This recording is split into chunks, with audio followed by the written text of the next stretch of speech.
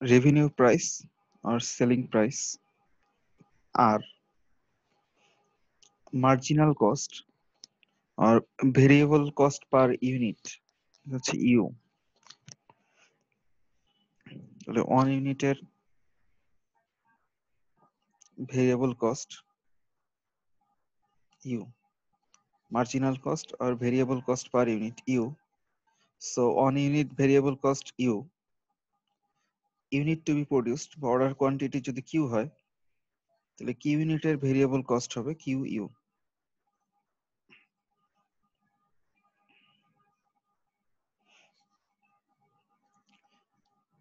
আমরা জানি total cost equal to fixed cost plus variable cost. তাহলে fixed cost plus variable cost হচ্ছে Q U. 1 ইউনিটের revenue আর, তাহলে কিউ ইউনিটের রেভিনিউ কিউ আর। তাহলে টোটাল যে রেভিনিউ বা টোটাল যে সেলস হবে এটা অবশ্যই টোটাল কস্টের চেয়ে বেশি হবে। কতটুকু বেশি হবে? যে পরিমাণ প্রফিট করতে চাবো ততটুকু বেশি হবে। তাহলে টোটাল রেভিনিউ ইকুয়াল টু হচ্ছে total cost plus profit. Total revenue হবে total cost plus profit. Then total কস্টটাকে আমরা বলতে পারি fixed cost plus Q U. TR কে বলতে পারি টোটাল রেভিনিউটাকে বলতে পারি কিউ আর। তাহলে Q R minus Q U equal to হচ্ছে fixed cost plus P. Total কস্টের যে ভেরিয়েবল কস্ট পোর্শনটা সেটাকে লেফট সাইডে নিয়ে আসলাম। এখান থেকে কিউ যদি কমন নেওয়া হয় fixed cost plus profit divided by R minus U. এটা হচ্ছে কোয়ান্টিটি, কত কোয়ান্টিটিতে আমার প্রফিট করতে হবে। একটা নির্দিষ্ট পরিমাণ প্রফিট রেখে সেলিং প্রাইস ঠিক করে ফিক্সড কস্ট তো আগে থেকেই আমার জানা থাকবে কতটুকু মেশিনারিজ লাগতেছে বা কতটুকু লাগতেছে। ইউটা হচ্ছে ভেরিয়েবল কস্ট প্রত্যেক ইউনিটের জন্য কি পরিমাণ আসতেছে এগুলো জানা থাকবে। তাহলে প্রফিটের সাথে রিলেশন করে আমরা একটা কোয়ান্টিটি বের করতে পারি। তো কোনো একটা ইনভেস্টমেন্টের ক্ষেত্রে যখন কোনো প্রফিট থাকবে না, কোনো লস থাকবে না, so this value becomes 0, so that is called the break even point.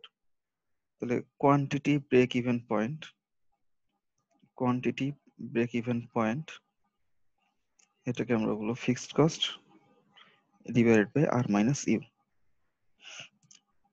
এই ব্রেক ইভেন কোয়ান্টিটিতে অথবা ব্রেক ইভেন পয়েন্ট কোয়ান্টিটিতে নাইদার লস নর প্রফিট।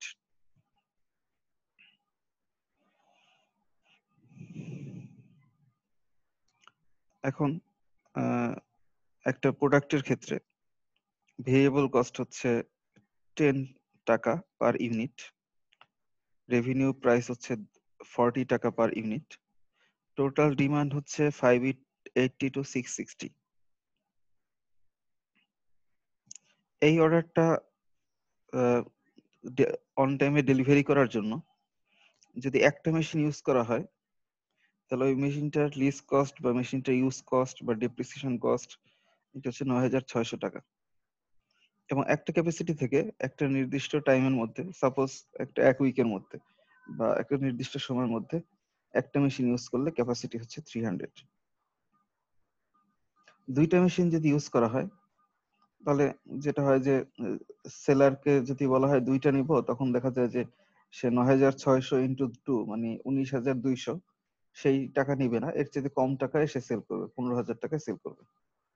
অথবা দুইটা ইউজ করলে কস্ট যেহেতু ডিস্ট্রিবিউট হয়ে যাবে ফিক্সড কস্টটা 15000 হয়ে যাবে। তার একটা মেশিনের ক্যাপাসিটি যদি 300 হয়, দুইটা মেশিনের ক্যাপাসিটি হচ্ছে 300 গুণ 2 600। সিমিলার ভাবে যদি তিনটা মেশিন ইউজ করা হয় 28-29 হাজার টাকা লাগবে না, মাত্র 20,000 টাকা ফিক্সড কস্টেই হয়ে যাবে। ক্যাপাসিটি হবে 3 টাইমস 300 ইন্টু 3, 900 ইউনিটস। এখন কোশ্চেন হচ্ছে এই অর্ডারটা এক্সিকিউট করার জন্য একটা মেশিন ইউজ করা ঠিক হবে, দুইটা মেশিন ইউজ করা ঠিক হবে, নাকি তিনটা মেশিন ইউজ করলে ভালো হবে?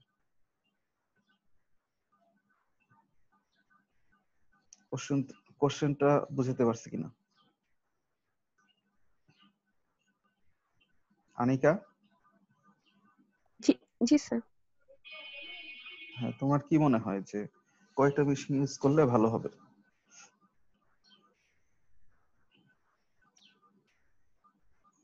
বুঝিনি স্যার। নির্ঝর?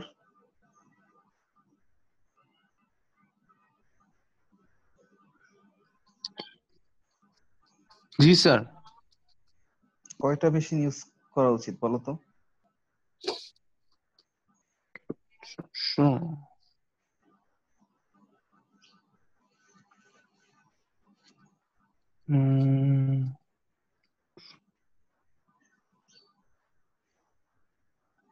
বুলবুল, কয়টা মেশিন ইউজ করা উচিত?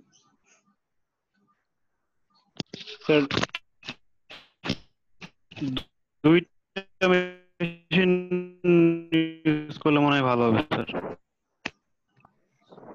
দুটো মেবি আর স্যার। আমাদের দুইটা স্যার, মানে এর মধ্যে ক্যাপাসিটির হ্যাঁ মধ্যে হ্যাঁ ক্যাপাসিটির মধ্যে স্যার। চলে আসে, বাকি সব মানে অ্যাক্সেস হয়ে যায়। স্যার ব্রেক ইভেন পয়েন্টে এসে যতগুলো কোয়ান্টিটি আমি পাইতে পারি 600 কোয়ান্টিটি পাওয়ার জন্য ব্রেক ইভেন পয়েন্টে এসে কয়টা পাবো স্যার, ওই অনুযায়ী মেশিন আমি সেট করতে হবে। ডিমান্ডের ব্যাপারটাকে একটু এক্সপ্লেন করি। আমাদের একটা বায়াররা একটা অর্ডার কোয়ান্টিটি দেয় আর কি। তো এই অর্ডার কোয়ান্টিটিকে প্রসেস করতে গেলে দেখা যায় যে আহ, যদি একটা নির্দিষ্ট পার্সেন্টেজ, মানে একটা ম্যাক্সিমাম পার্সেন্টেজ বলা থাকে, তো একটা ম্যাক্সিমাম পার্সেন্টেজ যদি ভালো কোয়ালিটির প্রোডাক্ট হয়, তো অর্ডার কোয়ান্টিটি চাইতে কিছু কোয়ান্টিটি বেশি হয়তো বায়ার ওইটাকে একসেপ্ট করে আর কি। আচ্ছা। একইভাবে হচ্ছে যে মিনিমাম যেটা কোনো সময় প্রোডাকশন করতে চায়, যে ডিফেক্টিভ পার্ট অনেক বেশি হয়ে গেল, এরকম হতে পারে যে ডিফেক্টিভ পার্ট এত বেশি হয়েছে যে সে ঠিক মতো ডেলিভারি করতে পারতেছে না আর কি, ফুল ইউনিট ডেলিভারি করতে পারতেছে না। সেক্ষেত্রেও একটা মিনিমাম কোয়ান্টিটি যদি হয়, সেই মিনিমাম কোয়ান্টিটি যদি ডেলিভারি করে, সেক্ষেত্রে দেখা যায় যে সে ওইটাকেও বায়ার একসেপ্ট করে আর কি। মানে এর নিচে হইলে আর সে নিবে না। মিনিমাম একটা কোয়ান্টিটি যদি ডেলিভারি করতে পারে, তাহলে সে ওইটাকে একসেপ্ট করে আর কি। তাহলে এখানে ওই অর্ডার কোয়ান্টিটির ম্যাক্সিমাম লিমিট যেটা 660 ইউনিট, এই পর্যন্ত ম্যাক্সিমাম যেটাকে হচ্ছে তারা একসেপ্ট করবে, যে 660 ইউনিট পর্যন্ত তারা পে করবে, এর চেয়ে বেশি দিলে সে তার জন্য পে করবে না। একইভাবে 580 যে ইউনিট, 580 ইউনিটের নিচে যদি হয়, তাহলে আহ, আর এই অর্ডারটাকে নিবে না আর কি। মিনিমাম 580 তাকে ডেলিভারি করতে হবে, আর ম্যাক্সিমাম সে পে করবে 660 ইউনিট পর্যন্ত আর কি। তাহলে এই কন্ডিশনে আমরা যদি একটা মেশিন ইউজ করা হয়, তাহলে দেখো একটা মেশিনের অলরেডি ব্রেক ইভেন কোয়ান্টিটি দেখানো হয়েছে 320 ইউনিট। তো একটা মেশিনের যে ব্রেক ইভেন কোয়ান্টিটি আর একটা মেশিনের দেখো ম্যাক্সিমাম ক্যাপাসিটি হচ্ছে 300। তাহলে 300 যদি ম্যাক্সিমাম ক্যাপাসিটি হয়, তাহলে ম্যাক্সিমাম 300 প্রোডাকশন করলো, কিন্তু তাতে তো ব্রেক ইভেন 320। তাহলে এই একটা মেশিন যতবার মাল্টিপল টাইমস ইউজ করুক না কেন, ওই ব্রেক ইভেন কোয়ান্টিটি কিন্তু পৌঁছাবে না, কারণ প্রত্যেকটা ব্রেক ইভেনের জন্যই তো 320 ইউনিট করে লাগবে, অথচ ম্যাক্সিমাম তো আছে ক্যাপাসিটি হচ্ছে 300। তাহলে একটা মেশিন ইউজ করলে কখনোই ব্রেক ইভেন পয়েন্টে পৌঁছাবে না। আচ্ছা, যদি তিনটা মেশিন ইউজ করে, দেখো তিনটা মেশিনের ক্ষেত্রে ব্রেক ইভেন হচ্ছে 666 ইউনিটস, কিন্তু কাস্টমার ম্যাক্সিমাম পে করবে 660 ইউনিটের জন্য। তাহলে দেখো ব্রেক ইভেনে পৌঁছাইতে 666 ইউনিট লাগবে তিনটা মেশিন ইউজ করলে। কাস্টমার তো 666 ইউনিটের জন্য পেই করবে না, ম্যাক্সিমাম 660 ইউনিটের জন্য পে করবে। তাহলে এখানেও ব্রেক ইভেন কোয়ান্টিটি পরিমাণ যেহেতু পে করবে না, তাহলে এখানেও প্রফিট থাকবে না। দুইটা মেশিন যদি ইউজ করা হয়, দুইটা মেশিন ইউজ করলে সেক্ষেত্রে হচ্ছে যে দুইটা মেশিনের ব্রেক ইভেন কোয়ান্টিটি 500, দুইটা মেশিন থেকে ম্যাক্সিমাম 600 ইউনিট প্রোডাকশন করা যাবে। তাহলে 600 পিস প্রোডাকশন করলে 500 পিসে এসে ব্রেক ইভেন আসবে, বাকি 100 ইউনিটের জন্য প্রফিট থাকবে। এই কারণে আহ, আমরা দুইটা মেশিন ইউজ করব এবং সেক্ষেত্রে আমাদের প্রফিট থাকবে আর কি। অন্য দুইটা অপশনে আসলে কোনো প্রফিটই থাকবে না, বরং লস হবে। সেক্ষেত্রে আমরা দুইটা মেশিন ইউজ করব। স্যার জি, স্যার একটু আগে স্যার কথা আটকে গেছিল, শুনতে পাই না। এটা একটু আরেকবার যদি বলতেন, এই যে এখনই যেটা বললেন, দুইটা মেশিন কেন ইউজ করব? দুইটা মেশিন ইউজ করব কারণ হচ্ছে যদি একটা মেশিন ইউজ করি সেক্ষেত্রে ব্রেক ইভেন পয়েন্টে পৌঁছাবে না। তিনটা মেশিন ইউজ করলেও ব্রেক ইভেন কোয়ান্টিটি পরিমাণ আমরা রেভিনিউ পাবো না। ম্যাক্সিমাম রেভিনিউ পাবো 660 ইউনিট পর্যন্ত। দুইটা মেশিন ইউজ করলে 500 ইউনিটে এসে আমাদের ব্রেক ইভেনে পৌঁছাবে। আমরা দুইটা মেশিন থেকে ম্যাক্সিমাম 300 ইন্টু 2 মানে ম্যাক্সিমাম 600 ইউনিট প্রোডাকশন করতে পারবো। তাহলে 500 ইউনিটের পরে বাকি যে 100 ইউনিট, সেই 100 ইউনিটটা আমাদের প্রফিট হিসাবে থাকবে। যেহেতু 100 ইউনিট প্রফিট হিসাবে থাকতেছে, তার মানে এই অপশনটাতেই শুধুমাত্র প্রফিট থাকবে। বাকি দুইটা অপশনে কিন্তু কোনো প্রফিট থাকতেছে না। এই কারণে আমরা দুইটা মেশিন ইউজ করব। জি স্যার, বুঝতে পারছি।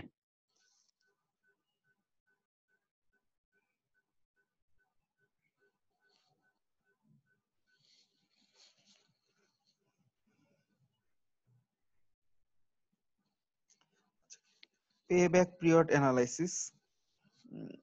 কোন একটা ইনভেস্টমেন্ট করার পরে ইনভেস্টমেন্টটা যতদিন পরে উঠে আসে, কোন একটা ইনভেস্টমেন্ট যতদিন পরে উঠে আসে ওই টাইমটাকে বলা হয় পেব্যাক পিরিয়ড। সাপোজ 10 লাখ টাকা ইনভেস্ট করা হলো, তাহলে আমি রেভিনিউ আর্ন করার পরে কতদিন পরে 10 লাখ টাকা উঠে আসলো, কতদিনে ব্রেক ইভেনে পৌঁছাইলো, সেই টাইমটাকে আমরা বলতেছি payback period. Net present value. Net present value কিভাবে বলা যায়? যে total revenue minus total investment. Net present value total revenue minus total investment. তাহলে ব্রেক ইভেনের আগে টোটাল রেভিনিউ টোটাল ইনভেস্টমেন্টের চাইতে কম হবে, ইনভেস্টমেন্ট বেশি হবে, রেভিনিউ কম হবে। তাহলে ব্রেক ইভেনের আগে নেট প্রেজেন্ট ভ্যালুটা হবে নেগেটিভ, আর ব্রেক ইভেনের পরে নেট প্রেজেন্ট ভ্যালুটা হবে পজিটিভ, কারণ তখন total revenue will cross the total investment. Internal rate of return. আমরা ওই যে ব্রেক ইভেনের ফর্মুলায় আগে যেটা বললাম যে কোয়ান্টিটি হবে fixed cost plus profit divided by R minus U. ওইখানে ওই যে একটা প্রফিটের যে একটা পার্সেন্টেজ রাখা হচ্ছে, তার মানে সাপোজ আমি প্রথমে একটা পেব্যাক পিরিয়ডকে একটা ঠিক করে নিব, যে আমি সাপোজ 3 বছরে আমার টোটাল ইনভেস্টমেন্টটা উঠায় নিতে চাই। তবে 3 বছরে আমার এভারেজ প্রোডাকশন বা ইফেক্টিভ ক্যাপাসিটি ধরে আমি একটা ক্যালকুলেশন করব যে আমার 3 বছরে এই পরিমাণ প্রোডাকশন হবে। তাহলে এই পরিমাণ প্রোডাকশনের ভেরিয়েবল কস্ট এত, এই পরিমাণ প্রোডাকশনের রেভিনিউ এত, তাহলে কত পার্সেন্ট প্রফিট করলে 3 বছরে আমার এই কোয়ান্টিটিতে আমার টোটাল রেভিনিউটা উঠে আসবে, তাহলে মানে টোটাল ইনভেস্টমেন্টটা উঠে আসবে। তাহলে ওই যে পার্সেন্টেজে প্রফিটটাকে ধরা হচ্ছে, ওই পার্সেন্টেজটাকেই বলা হচ্ছে ইন্টারনাল রেট অফ রিটার্ন। তাহলে ইন্টারনাল রেট অফ রিটার্নের জন্য প্রথমে আমাদের একটা টাইম ধরে নিতে হবে বা পেব্যাক পিরিয়ড ধরে নিতে হবে। সেই পেব্যাক পিরিয়ডে কতগুলা প্রোডাক্ট তৈরি হবে, সেই প্রোডাক্ট গুলোতে কত পার্সেন্ট প্রফিট করলে আমাদের পেব্যাক পিরিয়ডের মধ্যে এটা ইনভেস্টমেন্টে উঠে আসবে, সেই পার্সেন্টেজটাকেই বলা হচ্ছে ইন্টারনাল রেট অফ রিটার্ন।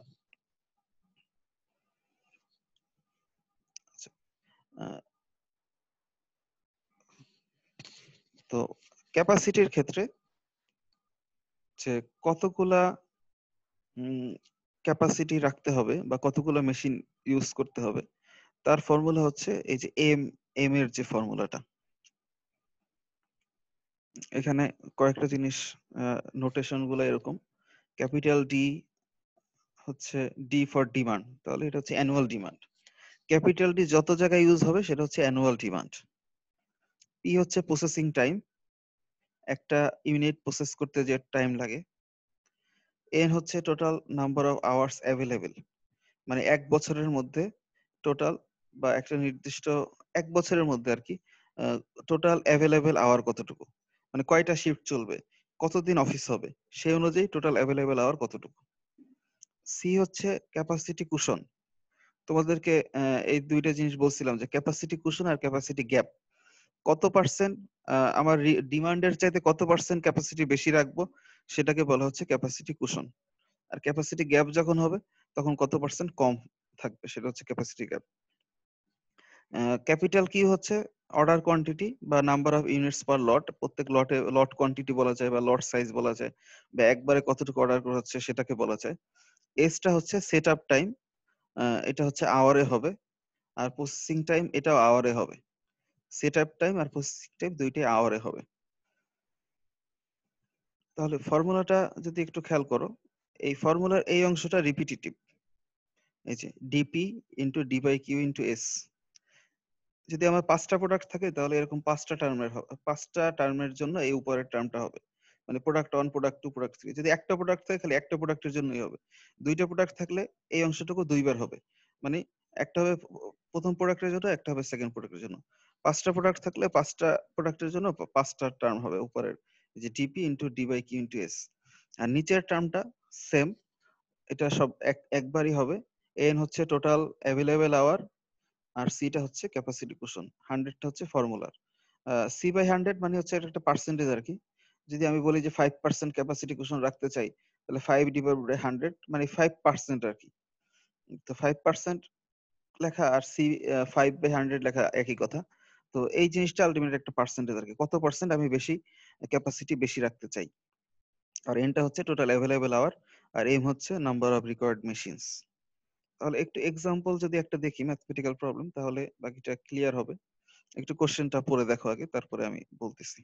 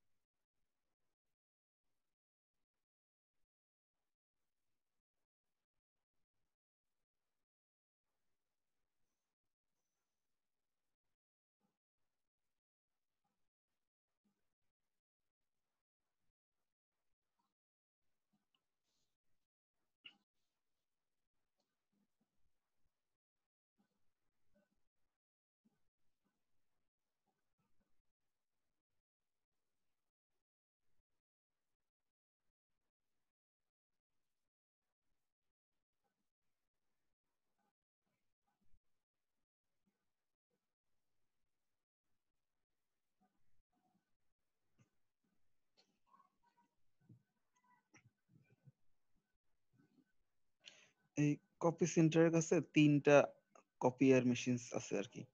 এরা হচ্ছে যে প্রিন্ট করে বুক বাইন্ডিং বা এই কাজগুলোকে করে আর কি। তো তাদের 2টা ক্লায়েন্ট আছে, বড় ধরনের 2টা ক্লায়েন্ট।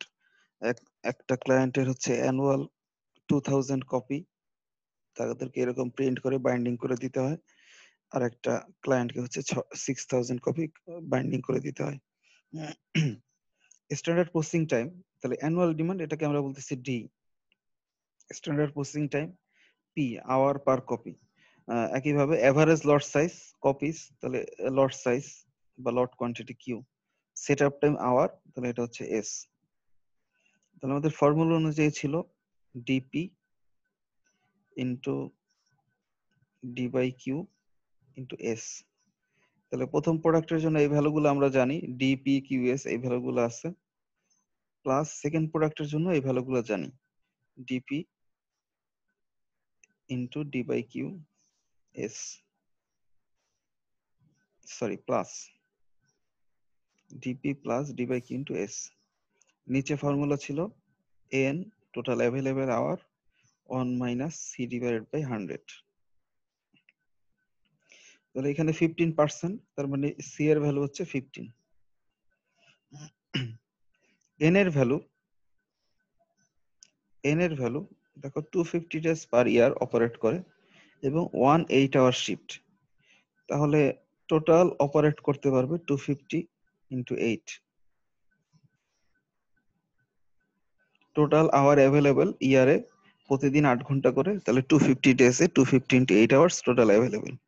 তাহলে number of required machine M এর ভ্যালু বের করে ফেলো। এম এর ভ্যালু রিকোয়ার্ড মেশিন বের করে ফেলে দেখো যে এই যে 3টা মেশিন যে আছে, এনাফ মেশিন আছে নাকি আরো মেশিন বেশি দরকার। তাহলে জাস্ট ভ্যালুগুলো বসায় ক্যালকুলেট করে ফেলো।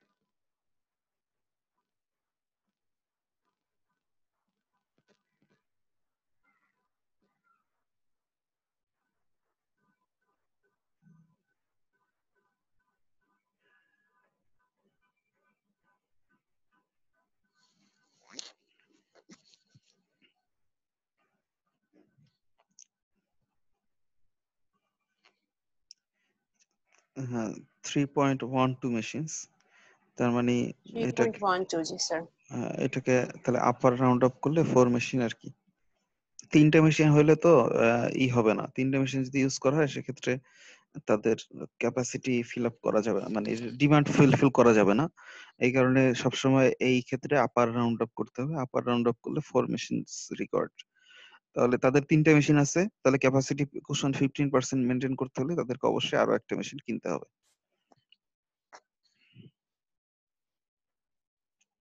এটা আর একটা প্রবলেম, এটা তোমরা নিজেরাই করো আর কি।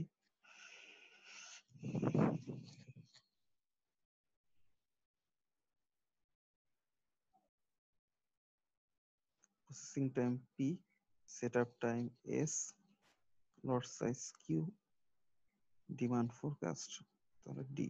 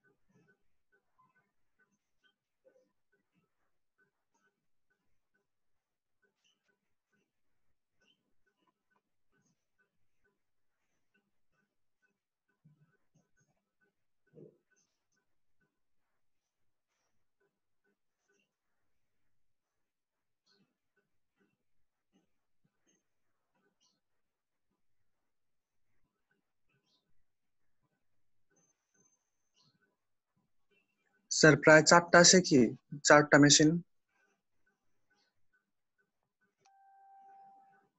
হ্যাঁ স্যার এক্স্যাক্টলি এটাই আসছে 3.83 হ্যাঁ এটাই। তাহলে 4টা মেশিন লাগবে এদের, 2টা মেশিন,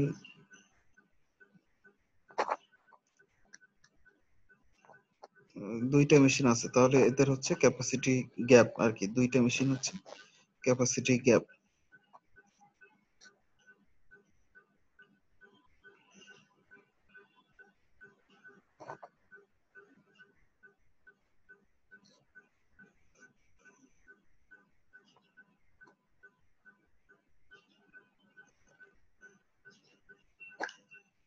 অপারেশন স্কেজুলিং,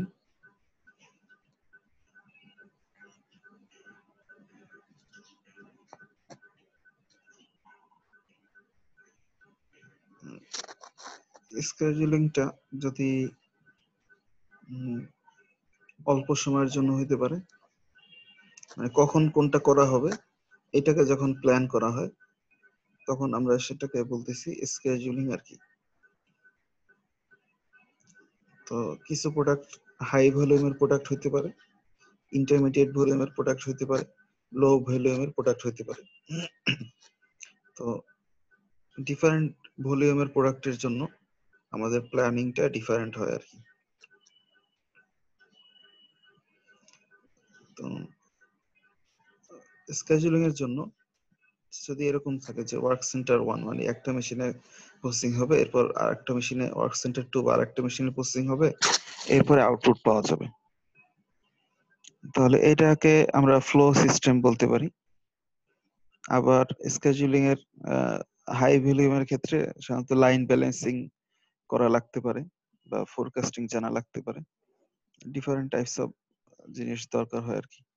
তাহলে হাই ভলিউমের জন্য, ইন্টারমিডিয়েট ভলিউমের জন্য বা লো ভলিউমের জন্য কিছু জাস্ট কন্ডিশন বলা আছে। আচ্ছা, এখন স্কেজুলিংটা দেখো যে 3টা জব আছে, জব 1 2 3 মানে 3টা অর্ডার আছে আর কি। আর মেশিন আছে 4টা, machine A, machine B, machine C, machine D. Job 1টা যদি মেশিন এ তে করা হয় তাহলে 12 ঘন্টা লাগে, যদি বি তে করা হয় তাহলে 16 ঘন্টা লাগে, সি তে করা হলে 14 ঘন্টা লাগে, ডি তে করলে 10 ঘন্টা লাগে।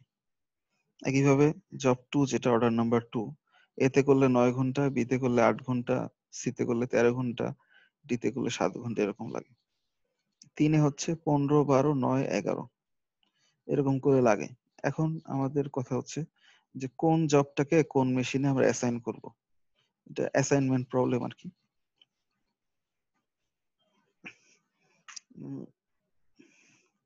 অ্যাসাইনমেন্ট টেকনিকটা প্রথম যে টেকনিক সেটাকে বলা হচ্ছে রো রিডাকশন। রো রিডাকশন মানে হচ্ছে দেখো প্রথম সবাই একটু খাতা কলম রাখলে স্টেপ গুলো বুঝতে সহজ হবে। দেখো প্রথম স্টেপটা হচ্ছে রো রিডাকশন। তাহলে প্রত্যেক রোতে, এটা ধরো রো 1, রো 2, রো 3, প্রত্যেক রোতে মিনিমাম যে ভ্যালুটা আছে সেই ভ্যালুটা দিয়ে বাকি ভ্যালুগুলোকে মাইনাস করব। তাহলে 12 এটা রো 1 এ মিনিমাম ভ্যালু হচ্ছে 10, তাহলে 12 থেকে 10 মাইনাস করব, 2 লিখবো। 16 থেকে 10 মাইনাস করব, 6 লিখবো। 14 থেকে 10 মাইনাস করব, তাহলে 4 লিখবো, এটাকে লিখবো 0। এখানে মিনিমাম 7, তাহলে 2 লিখবো, 1 লিখবো। 13 থেকে 7 গেলে 6 লিখবো, 0 লিখবো। এরপরে 9 মিনিমাম, তাহলে 15 থেকে 9 গেলে 6, 12 থেকে 9 গেলে 9 আর 3 12, এটা হচ্ছে 0, এটা হচ্ছে 2। তাহলে এই যে কাজটা করলাম এটাকে আমরা বলতেছি রো রিডাকশন।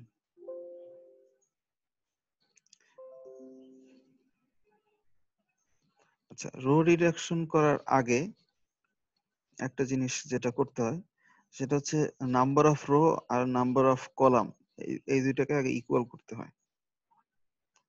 স্কেজুলিং এর ক্ষেত্রে নাম্বার অফ রোস আর নাম্বার অফ কলাম এটাকে আগে ইকুয়াল করতে হয়, প্রথম কাজ। তো এখানে দেখো রো রো কয়টা ছিল? রো ছিল 3টা আর কলাম ছিল 4টা। তাহলে আমরা 3টা জবকে 4টা মেশিনে তো অ্যাসাইন করতে পারি না, এই কারণে আমাদেরকে জবের সংখ্যা আরেকটা বাড়ায় নিতে হচ্ছে, যেটাকে আমরা বলতেছি ডামি জব। তাহলে ডামি জবের তো আসলে আলটিমেটলি তো এটা কোনো জবই না, এই কারণে এর হচ্ছে যে এ মেশিনে করতে 0 টাইম, বি মেশিনে করতে 0 টাইম, সি মেশিনে 0 টাইম, বাকি মেশিনেও 0 টাইম। এখন তাহলে 4 নাম্বার ওটা 0 থেকে 0 সবগুলোকে বাদ দিচ্ছ, তাহলে সবগুলোই 0 হচ্ছে। আচ্ছা, রো রিডাকশনের পরের যে সেকেন্ড যে স্টেজটা, তাহলে প্রথম স্টেজটা হচ্ছে কলাম আর রো কে সমান করা। যদি রো এর সংখ্যা কম হয় তাহলে ডামি রো নিব, যদি কলামের সংখ্যা কম হয় তাহলে ডামি কলাম নিব। এরপরে সেকেন্ড স্টেপ হচ্ছে তাহলে রো রিডাকশন। তাহলে প্রত্যেকটা রো এর যে মিনিমাম ভ্যালু সেই মিনিমাম ভ্যালুটাকে বাকি ভ্যালুগুলো থেকে মাইনাস করব। এরপরের অপশনটা সেটাকে বলা হচ্ছে কলাম রিডাকশন। কলাম রিডাকশনের সময় কি হবে? প্রত্যেক কলামের ওই একই নিয়ম, মিনিমাম ভ্যালুটাকে আগের ভ্যালু থেকে মাইনাস করব। প্রত্যেক কলামের মিনিমাম ভ্যালুটাকে আগের ভ্যালু থেকে মাইনাস করব। তাহলে দেখো এখানে যেহেতু ডামি একটা জব ধরা হয়েছে, তাহলে প্রত্যেক কলামেই 0 আছে, তাহলে কলাম রিডাকশন করলে কিন্তু কোনো চেঞ্জ হবে না এই পার্টিকুলার কেসে। যদি এরকম কোনো ডামি রো না থাকতো, রো আর কলাম যে আগেই সমান হইতো, সেক্ষেত্রে কিন্তু রো কলাম রিডাকশনও চেঞ্জ হইতো। একইভাবে যদি আমরা ডামি মেশিন নিতাম, সেক্ষেত্রে কিন্তু আমার রো রিডাকশনের ভ্যালু কোনো চেঞ্জ হইতো না, কারণ ওই প্রত্যেকটা রোতে একটা করে 0 থাকতো।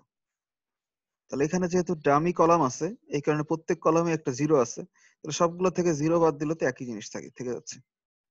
তাহলে পরের স্টেপটা হচ্ছে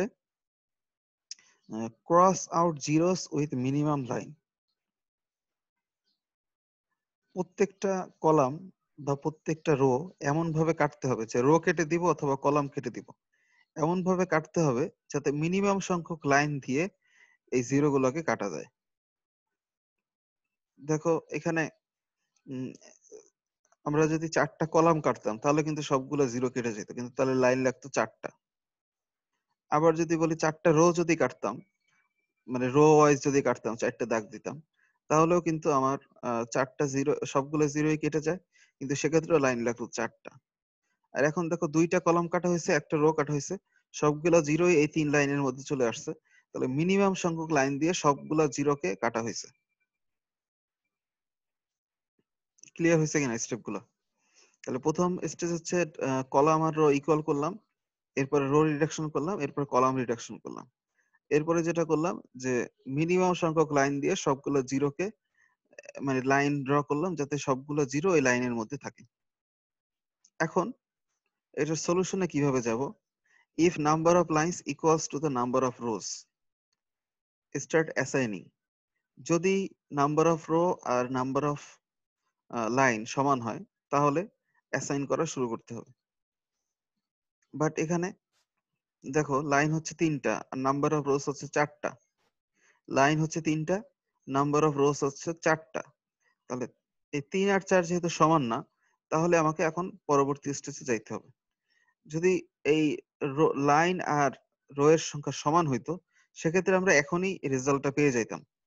যেহেতু সমান না, তাহলে এরপরে আমাদের আরেকটা স্টেপে যাইতে হবে। সেই স্টেপটা হচ্ছে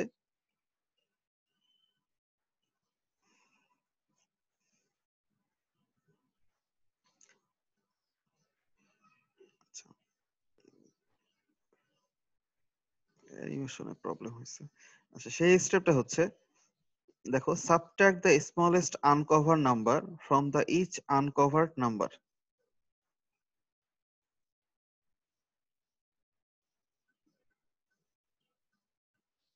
কি বললাম? Subtract the small uncover number, এই যে এই লাইনের মধ্যে যে ভ্যালুগুলো নাই, মানে যেগুলা কভার করা নাই লাইন দিয়ে, সেই সমস্ত আনকভার নাম্বার। তাহলে এখানে কি কি আছে? 226, 613, এই নাম্বারগুলো হচ্ছে আনকভার্ড নাম্বার।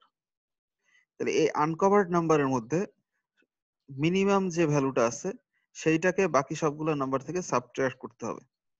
দেখো, subtract the smallest uncover number from each uncovered number.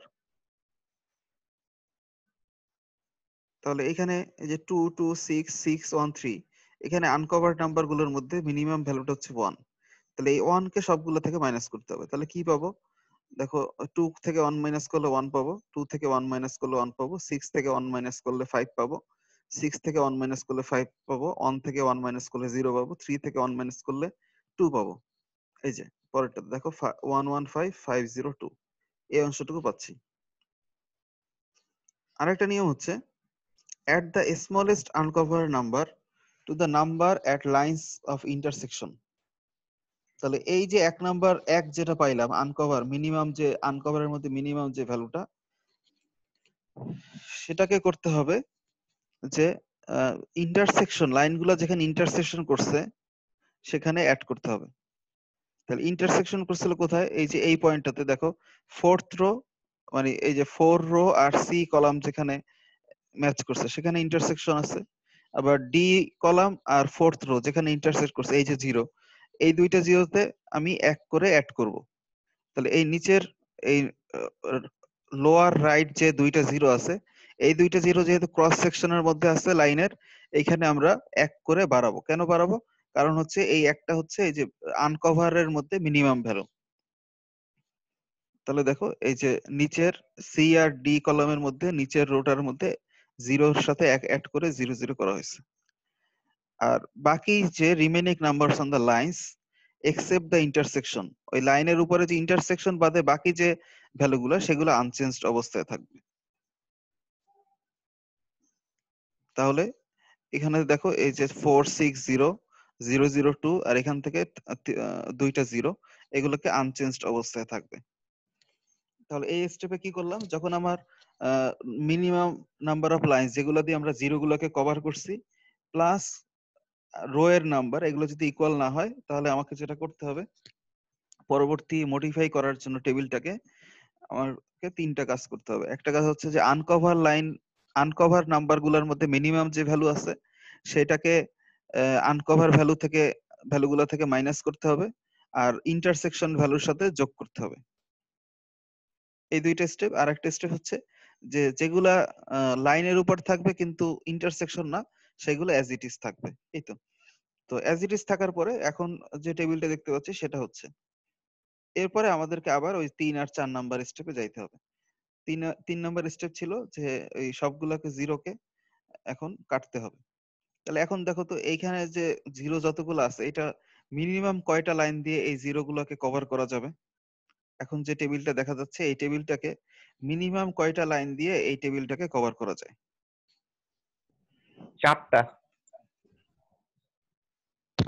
3টা দিয়েও তো যায়। 3টা দিয়ে যাবে, 3টা দিয়েও হবে। 3টে দিয়ে কিভাবে হবে বলো? স্যার 2 নাম্বার রোটা কাটতে হবে আর ডি কলাম কাটতে হবে আর 4 নাম্বার রো কাটতে হবে। আবার বলো। 2 নাম্বার হচ্ছে রো, এরপরে এটাই লাগবে। তো 3 নম্বরে একটা জিরো রয়ে যাবে না? স্যার 4টা লাগবে। 4টা লাগবে তাহলে। হ্যাঁ 4টাই 4টা লাগবে, লাইনই লাগবে। 4টা লাইনে হুম। লাগবে, 4টা লাইনই লাগবে। তাহলে 4টা লাইন যদি লাগে তাহলে দেখো মিনিমাম যে কোনো ভাবেই 4টা লাইন দিলেই হলো আর কি। 4টা কলামে দাও বা 4টা রোতে দাও, 4টা হয়ে গেল। তাহলে এখন যেটা হচ্ছে আমার 4টা লাইনের সাথে 4টা রো কিন্তু এখন মিলে যাচ্ছে। যেহেতু মিলে যাচ্ছে তাহলে এখন আমরা সলিউশনে যাব। সলিউশনটা কিভাবে যাব? এখন সলিউশনে যাওয়ার নিয়ম হচ্ছে যে মানে এখন হচ্ছে অপটিমাম হয়ে যাচ্ছে।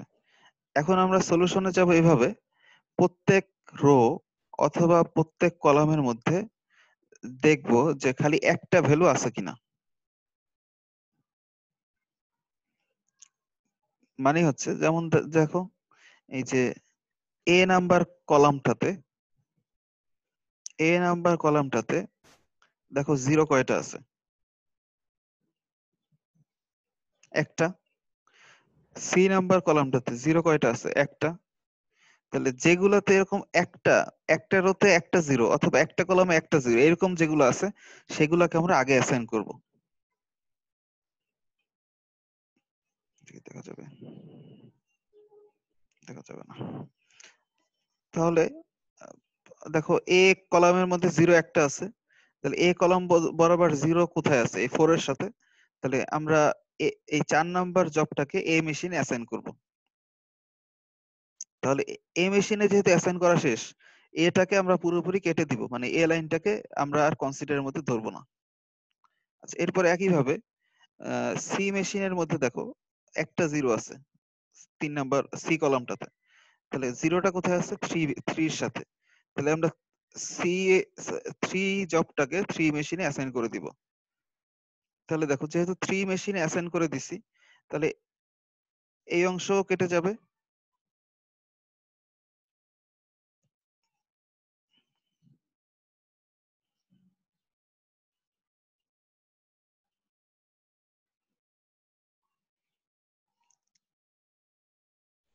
এইটা যেহেতু কেটে দিছি,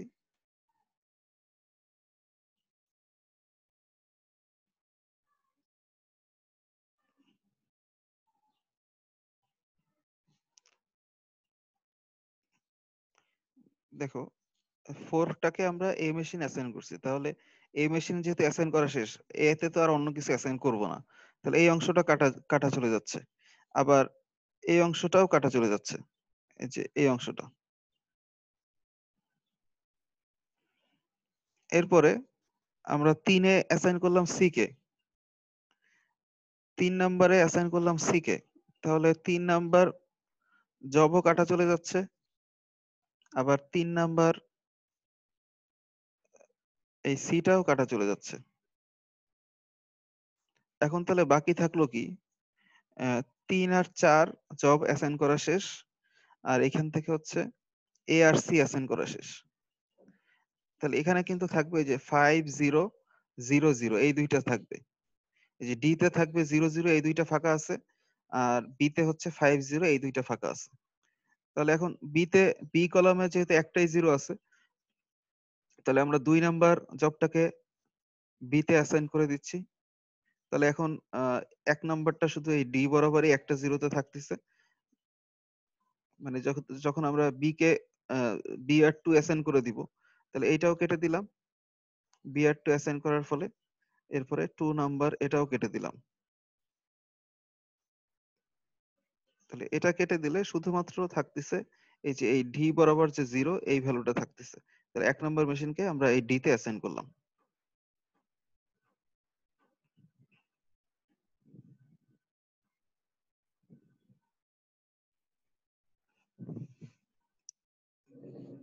তাহলে ফাইনাল যে অ্যাসাইনমেন্টটা, সি তে যাচ্ছে এ 3 নাম্বার জব, এ তে যাচ্ছে ডি নাম্বার জব, ডি মেশিনে যাচ্ছে 1 নাম্বার জব, এ মেশিনে যাচ্ছে 4 নাম্বার জব, বি মেশিনে যাচ্ছে 2 নাম্বার জব। এখন একদম ইনিশিয়াল যে ভ্যালু দেওয়া ছিল, ইনিশিয়াল যে চার্টটা দেওয়া ছিল তাহলে এই চার্ট অনুযায়ী এখন আমরা টোটাল কস্টের ক্যালকুলেশনটা করব। দেখো 3C 1D 4A 2B 3C 1 3C 4A, আচ্ছা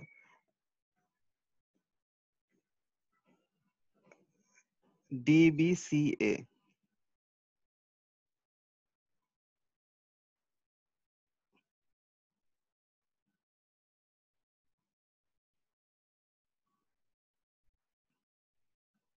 তাহলে অ্যাসাইনটা এটা হচ্ছে 1 হচ্ছে D তে, 2 হচ্ছে B তে, C আর এটা। এখন দেখো 1 আর D এর কস্ট কত? 10। 2 আর B এর কস্ট হচ্ছে 8। 3 আর C এর কস্ট হচ্ছে 3 আর C এর কস্ট হচ্ছে 9। আর D টা যেহেতু ডামি ছিল, সরি এটা যেহেতু এটা হচ্ছে 4A আর কি, তাহলে 4 এখানে তো ডামি, তাহলে 0 কস্ট। তাহলে টোটাল কস্টিং হচ্ছে 8 আর 9 17, 17 আর 10 27। অন্য তুমি যেভাবেই অ্যাসাইন করো না কেন, এই যে মেথডে অ্যাসাইন করা হইলো, অন্য যে কোনো মেথডে অ্যাসাইন করলে এই মিনিমাম অ্যাসাইনমেন্টের যে কস্টটা, এটা 27 এর চেয়ে বেশি হবে।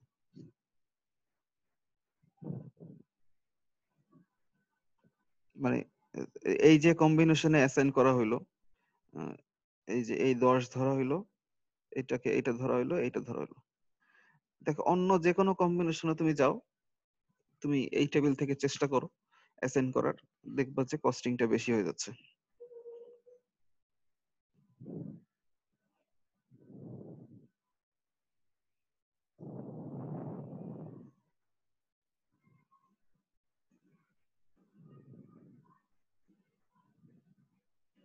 তাহলে এই স্টেপ গুলোকে যদি আবার একটু রিপিট করি, একটা হচ্ছে প্রথমে আমরা রো আর কলাম সংখ্যা সমান করে নিব, এরপরে রো রিডাকশন করব, কলাম রিডাকশন করব, এরপর মিনিমাম লাইন দ্বারা সবগুলা জিরোকে কভার করব।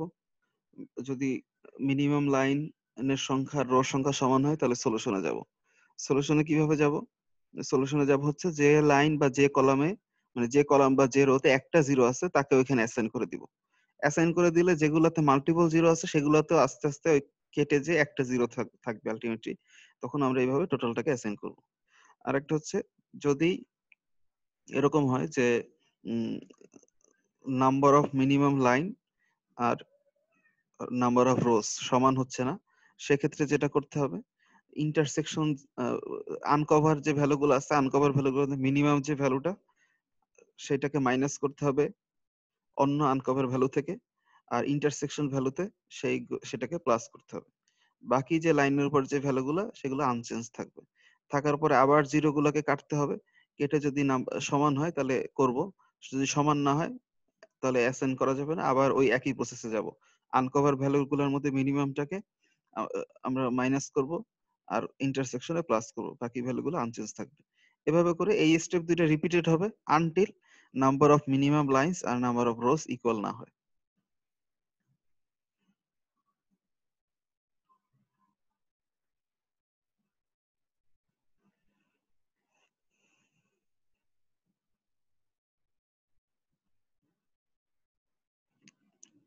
আচ্ছা, গ্যান্ট চার্ট এটা তো তোমরা জানো আর কি, প্ল্যানিং এর জন্য গ্যান্ট চার্ট ইউজ করে। তোমরা সুইং প্ল্যানিং এর ক্ষেত্রে বা গার্মেন্টস প্ল্যানিং এর ক্ষেত্রে যখন জবে ঢুকবা তখন দেখবা যে ফার্স্ট রিয়াক্ট নামে একটা সফটওয়্যার ইউজ করে, তো বা ইন্টারনেট সময় গেলেও হয়তো দেখবা। তো এই ফার্স্ট রিয়াক্ট সফটওয়্যারটাতে যেটা করা হয় আলটিমেটলি বেসিক্যালি গ্যান্ট চার্ট করা থাকে আর কি। একটা অর্ডারকে একটা নির্দিষ্ট টাইমের মধ্যে সেট করে যে এই ডেটে স্টার্ট হবে, এই ডেটে এন্ড হবে।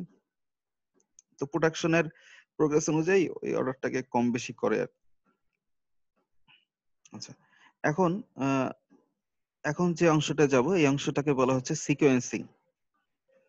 সিকোয়েন্সিং মানে হচ্ছে যে কোনো একটা মেশিনে বা কোনো একটা লাইনে আমরা কিছু অর্ডার প্রসেসিং করতে হবে। এখন কোন অর্ডারের পরে কোন অর্ডার প্রসেসিং করব, এটাকে বলা হচ্ছে সিকোয়েন্সিং। ধরো যখন কোন একটা মান্থলি প্ল্যান যখন পায়, একটা ধরো সুইং ফ্লোরের পিএম, তার কাছে এই মাসে কি কি সুইং হবে এইটার একটা লিস্ট প্ল্যানিং ডিপার্টমেন্ট থেকে পাইছে, অথবা কোনো একটা প্রিন্টিং এর ম্যানেজার সে এই ইনফরমেশনটা পাইছে যে আমার এই মাসে এই প্রিন্টিং করতে হবে, কোন অর্ডারটা কখন আসবে কখন শেষ হবে। তাহলে সেই অর্ডার গুলা পেয়ে সে একটা তার ফ্যাক্টরির বা তার ফ্লোরের একটা মান্থলি প্ল্যান দাঁড় করাইছে যে এই মেশিনে আমি এই অর্ডারটা করব। আবার এক একটা অর্ডারের এক এক রকম থাকে, যে সব অর্ডার তো সব মেশিনে হয় না। তাহলে এরকম মেশিনের রেসপেক্টে সে প্ল্যান করছে, এরকম হইতে পারে যে সে এই মেশিন গুলাতে এক একটা মেশিনে সে এক একটা ভ্যালুকে অ্যাসাইন করে দিছে, এক একটা অর্ডারকে অ্যাসাইন করে দিছে। এখন এক একটা মেশিনে যখন কিছু নির্দিষ্ট সংখ্যক অর্ডার আমরা অ্যাসাইন করা হয়েছে, হওয়ার পরে আমরা এই প্রায়োরিটি রুলস গুলা অ্যাপ্লাই করা যায় আর কি, যে কোন রুলস অনুযায়ী এই মেশিন গুলাকে আমরা অ্যাসাইন করব, মানে মেশিনের মধ্যে জবগুলোকে কোন সিকোয়েন্সে আমরা প্রসেসিং করব। তাহলে একটা, এটাকে আমরা বলি ফার্স্ট কাম ফার্স্ট সার্ভ, মানে যে অর্ডারটা আগে করা হয়েছে সেইটাকে আগে করবো, এটা একটা পলিসি হইতে পারে। আরেকটা হইতে পারে লাস্ট কাম ফার্স্ট সার্ভ, বা মানে ফিফো বা লিফো যেটাকে বলে আর কি। এরপরে এসপিটি, শর্টেস্ট প্রসেসিং টাইম, যে মিনিমাম প্রসেসিং টাইম যার, বা যেটাকে প্রসেস করতে বা যেটার হইতে কম সময় লাগবে সেটাকে আগে ছেড়ে দিব। আর একটা মেথড হইতে পারে যে আর্লিয়েস্ট ডিউ ডেট, যার ডেলিভারি ডেট আগে তাকে আমরা আগে করব। আরো দুইটা অপর আছে, একটাকে ক্রিটিক্যাল রেশিও বলে, স্ল্যাক পার রিমেনিং অপারেশন বলে। আর এছাড়াও এই সব কিছু প্ল্যানের বাইরে যখন দেখা যায় যে শিপমেন্টের ডেট চলে আসছে, এখন এটা না করলে শিপমেন্ট যাবে না, তখন এটা এই অর্ডার গুলাকে তো আমরা রাশ বা ইমার্জেন্সি বলি বা আর্জেন্ট অর্ডার বলে। এরপরে আর্জেন্সিও শেষ হয়ে যায়, তখন বলে ফায়ার আর্জেন্ট। তারপর আবার মেইল দেয় যে ফায়ার ফায়ার ফায়ার আর্জেন্ট, এরকম করে মেইল দেয় ইম্পর্টেন্স বোঝানোর জন্য। তাহলে এগুলো তো আলাদা। বাকি নর্মাল প্ল্যানের মধ্যে আমরা কিভাবে করব, তাহলে সাপোজ কিছু বায়ারের কিছু অর্ডার আছে আর কি, A121 এটা একটা অর্ডার, B135 এটা একটা অর্ডার, C112 এটা একটা অর্ডার, D314 এটা একটা অর্ডার, মানে ডিফারেন্ট অর্ডার নাম্বার দেওয়া আছে। তাহলে সাপোজ কোন একটা মেশিনে এই যে আমরা ডাইং এন্ড ফিনিশিং করা হবে, ডাইং ফিনিশিং করার জন্য এই এখন একটা পার্টিকুলার ডাইং মেশিনে হাতের 6টা অর্ডার আছে। এখন এই ডাইং করার জন্য কোন অর্ডারটায় কয়দিন লাগবে সেটা বলা আছে, যে এত টন ডাইং হবে, এই অর্ডারের এত টন আছে, তাহলে ডাইং করতে 2 দিন লাগবে, 2 দিনে এই অর্ডারটা ডাইং করা শেষ করা যাবে। বি অর্ডারটা শুরু করলে 8 দিন লাগবে, সি অর্ডার করতে 4 দিন লাগবে, ডি করতে 10 দিন লাগবে, ই করতে 5 দিন লাগবে, এফ করতে 12 দিন লাগবে। এই ইনফরমেশন গুলা আমরা জানি আর কি, সাইকেল টাইম থেকে এই প্রসেসিং টাইমটা জানি। আর এটা হচ্ছে ডিউ ডেট, মানে প্রিন্টিং শেষ করতে হবে কবে। এই অর্ডারটা শেষ করতে হবে 7 তারিখের মধ্যে, বি অর্ডার শেষ করতে হবে 16 তারিখের মধ্যে, সি অর্ডার শেষ করতে হবে 4 তারিখের মধ্যে, ডি করতে হবে 17 তারিখে, ই করতে হবে 15 তারিখে, এফ করতে হবে 18 তারিখে। এভাবে ডেলিভারি ক্লোজ করতে হবে। এখন আমরা যে মেথড গুলো বললাম, এই মেথড গুলো অনুযায়ী আমরা যদি সিকোয়েন্সটা করি, জাস্ট খাতায় সিকোয়েন্সটা একটু লিখি, সেই অনুযায়ী আমরা পরবর্তী চার্ট গুলো বা ক্যালকুলেশন গুলো করব। একটা হচ্ছে ফার্স্ট কাম ফার্স্ট সার্ভ, তাহলে এই সিকোয়েন্সটা কি হবে, ফার্স্ট কাম ফার্স্ট সার্ভ, যার আগে অর্ডার সেই সেভাবে সিরিয়াল হবে, A B C D E F. এরপরে last come first out, last come first serve. তাহলে কি করব, এফ অর্ডারটা আগে আসছে তাকে আগে করব। আচ্ছা লাস্ট কাম, এখন কোশ্চেন হতে পারে যে এইটা কখন করা হয়। সাধারণত স্টোরের ক্ষেত্রে, স্টোরে দেখা যায় যে আইটেম গুলা লাস্টে এন্ট্রি হয় বা লাস্টে ইন হয়, সেই অর্ডার সেইগুলোকে আগে ফ্লোরে ডেলিভারি যাচ্ছে, মানে স্টক এনে সামনে রাখতেছে, ওইটাই আবার ডেলিভারি যায়। স্টোরের ক্ষেত্রে সাধারণত লাস্ট কাম ফার্স্ট সার্ভ এটাকে অ্যাপ্লাই হয়। আচ্ছা শর্টেস্ট প্রসেসিং টাইম, এসপিটি, এটা অনুযায়ী দেখো এই প্রসেসিং টাইমের মধ্যে মিনিমাম ভ্যালু কোনটা, প্রসেসিং টাইমের মধ্যে মিনিমাম টাইম এটা হচ্ছে 2 দিন লাগতেছে, প্রসেসিং টাইমের মধ্যে মিনিমাম 2 দিন লাগতেছে, তাহলে এটা হচ্ছে প্রথমে এ। এরপরে মিনিমাম হচ্ছে 4 দিন, তাহলে এরপর হচ্ছে সি। এরপরে মিনিমাম 5 দিন, এরপর হচ্ছে ই। এরপরে মিনিমাম হচ্ছে 8 দিন, এটা হচ্ছে বি। এরপরে মিনিমাম 10 দিন, এটা হচ্ছে ডি। এরপরে মিনিমাম 12 দিন, এটা হচ্ছে এফ। পরের নাম্বার গুলো লিখি নাই, জাস্ট বোঝার জন্য এই সিকোয়েন্সে লিখলাম। এরপর হচ্ছে EDD, earliest due date. Earliest due date অনুযায়ী যার ডিউ ডেট আগে তাকে আমরা আগে প্রসেসিং করব। তাহলে মিনিমাম ডিউ ডেট কার? এই যে 4 তারিখে ডেলিভারি, তাহলে প্রথমে সি কে করব, এরপরে মিনিমাম হচ্ছে এ, এরপরে ই, তারপরে বি, তারপরে ডি, এরপর হচ্ছে এফ। তাহলে মিনিমাম ডেলিভারি ডেট অনুযায়ী আমরা প্রসেসিং যদি করি তাহলে এরকম। এখন তাহলে এই সিকোয়েন্স অনুযায়ী আমরা দেখব যে আমার ফ্যাক্টরির জন্য কোন সিকোয়েন্সিংটা বা কোন ভাবে আমরা সিকোয়েন্সিং করলে আমার সবচেয়ে ভালো হবে। এটাকে আমি রুলস হিসেবে এস্টাবলিশ করে নিয়ে পরবর্তী ক্ষেত্রে দেখব। তাহলে প্রথমে ওই যে আমার জন্য কোন মেথডটা ভালো সেটা বোঝার জন্য আমাকে যেটা করতে হবে, সবগুলো মেথড দিয়ে ক্যালকুলেশন করে আমাকে বুঝতে হবে যে কোন মেথডটা ভালো। তাহলে এই বোঝার ক্যালকুলেশনটা হচ্ছে এইটা দিয়ে দেখাই। দেখো এসপিটির যে সিকোয়েন্স ওখানে যেটা লিখলাম সেই অনুযায়ী মেলে কিনা। প্রথমে ছিল এ, সি, ই, বি, ডি, এফ। দেখো ওই সিকোয়েন্স অনুযায়ী মিলে যাচ্ছে এসপিটি। তাহলে সেই অনুযায়ী এখন টাইম গুলো লিখলাম, প্রসেসিং টাইম গুলো লিখলাম, ডিউ ডেট যেটা ছিল ওই অনুযায়ী সেই ডিউ ডেট গুলোকে লিখলাম। দেখো প্রসেসিং টাইমের সিকোয়েন্স অনুযায়ী লেখার জন্য এই যে 2, 4, 5, 8, 10, 12 এইটা সিকোয়েন্স হয়েছে। এখন ফ্লো টাইম ব্যাপারটা হচ্ছে cumulative time. Flow time means cumulative time.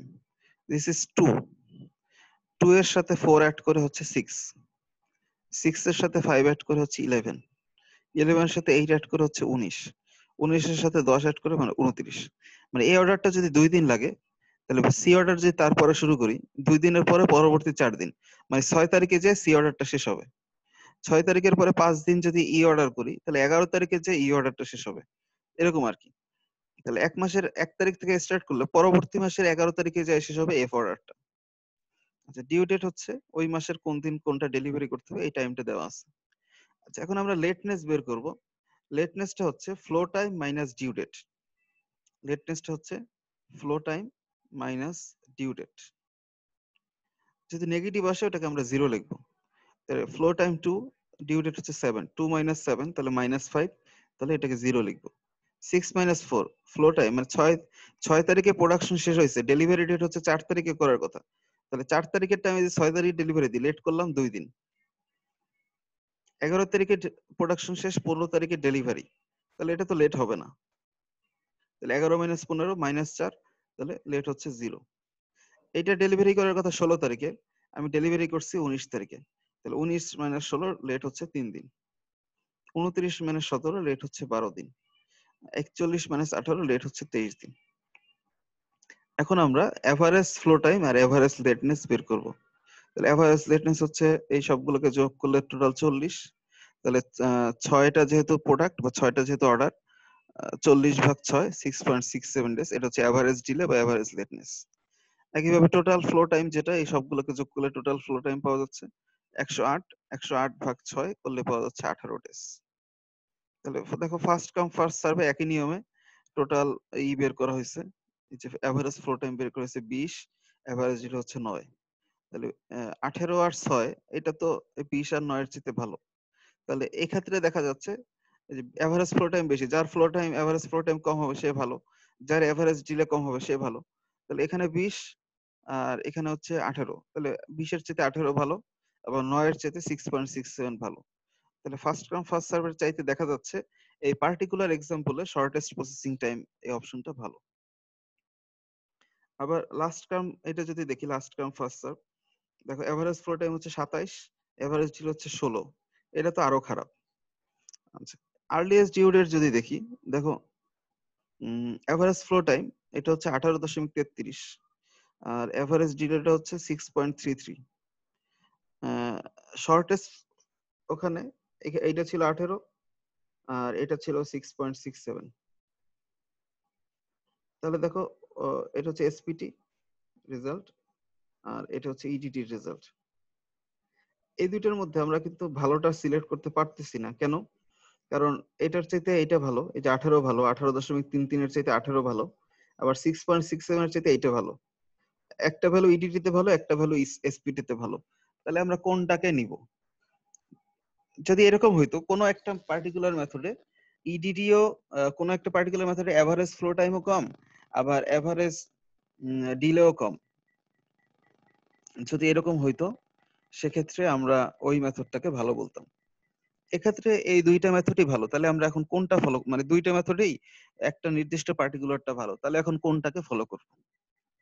তাহলে এই ক্ষেত্রে নিয়ম হচ্ছে, যদি বায়ারের সাথে ভালো রিলেশন থাকে, বায়ারের সাথে যদি লং টার্ম রিলেশনশিপ থাকে বা ভালো রিলেশনশিপ থাকে, সেক্ষেত্রে কিছু লেট হইলেও বায়ার ওইটাকে হয়তো একসেপ্ট করে নিবে। সেক্ষেত্রে আমরা এভারেজ লেট যেখানে বেশি, মানে এভারেজ ফ্লো টাইম যেটা কম সেটাকে মেনে নিব। এভারেজ ফ্লো টাইম এসপিটি তে কম, তাহলে আমরা এসপিটি করব, যাতে আমার নিজের ক্যাপাসিটি ভালো ইউটিলাইজ করা যায়। আর যদি বায়ারের সাথে রিলেশনের খুব ভালো না থাকে, তাহলে তো বায়ারকে প্রায়োরিটি দিতে হবে, যেখানে লেট কম বা যেখানে ডিলে কম হয়েছে ওইটাকে প্রায়োরিটি দিতে হবে। তাহলে সেক্ষেত্রে আমরা এভারেজ ডিলে কম যেখানে ইডিডি সেটাকে ফলো করব, যদি বায়ারের সাথে লং টার্ম রিলেশনশিপ না থাকে। আচ্ছা, বাকি দুইটা মেথড ছিল, একটা ছিল ক্রিটিক্যাল রেশিও আর একটা ছিল হচ্ছে স্ল্যাক পার রিমেইনিং অপারেশন। এই ফর্মুলাটা একটু লিখতে হবে, ক্রিটিক্যাল রেশিওর ফর্মুলাটা। Critical ratio due date minus today's date divided by total shop time remaining.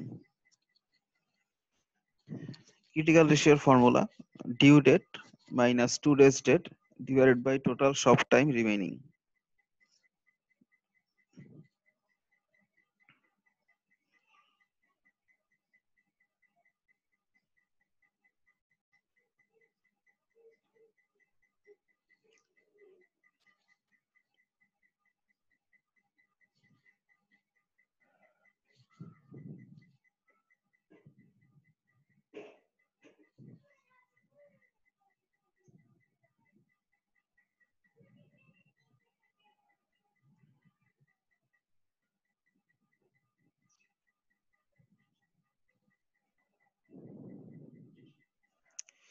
এইভাবে স্ল্যাক পার রিমেইনিং অপারেশন, এই ফর্মুলাটা একটু লিখতে হবে।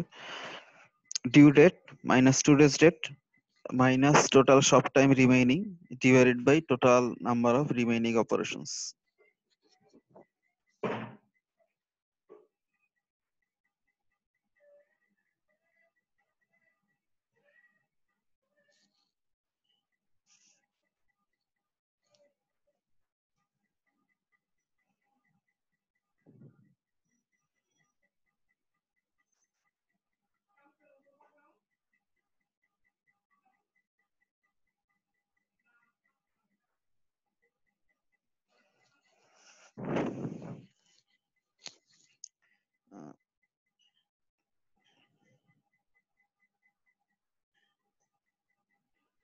আচ্ছা, ফর্মুলা অনুযায়ী যদি আমরা দেখি আর কি, ক্রিটিক্যাল রেশিওর ফর্মুলা কি ছিল মাত্র যেটা লিখছো?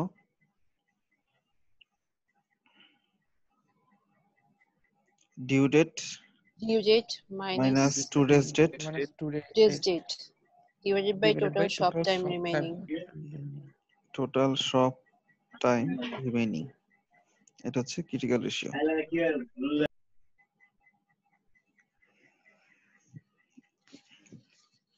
তাহলে দেখো, ওই যে এই ইনফরমেশন গুলো কিন্তু আগেও ছিল, ওই আগের ভ্যালু গুলো ইউজ করা হয়েছে আর কি।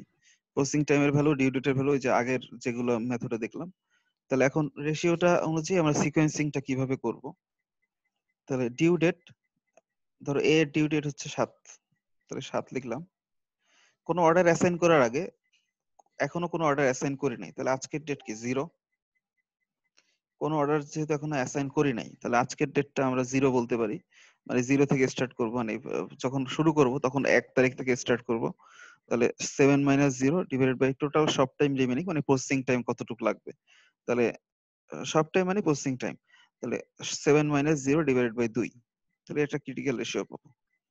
একইভাবে 16 - 0 ভাগ হচ্ছে 8, 4 - 4 ভাগ, সরি 4 - 0 ভাগ হচ্ছে 4, 17 - 0 ভাগ হচ্ছে 10, 15 - 5 ভাগ হচ্ছে 15 - 0 ভাগ হচ্ছে 5, 18 - 0 ভাগ হচ্ছে 12। এরকম করলে আমরা এই রেশিওটা পাবো 3.5 to 1, 1.73, 1.5। তাহলে এখানে মিনিমাম রেশিও কোথায় আছে? মিনিমাম রেশিওটা হচ্ছে, দেখো 3.5 to 1, 1.73, 1.5, মিনিমাম রেশিওটা হচ্ছে এখানে। তাহলে প্রথমে আমরা সি কে অ্যাসাইন করব।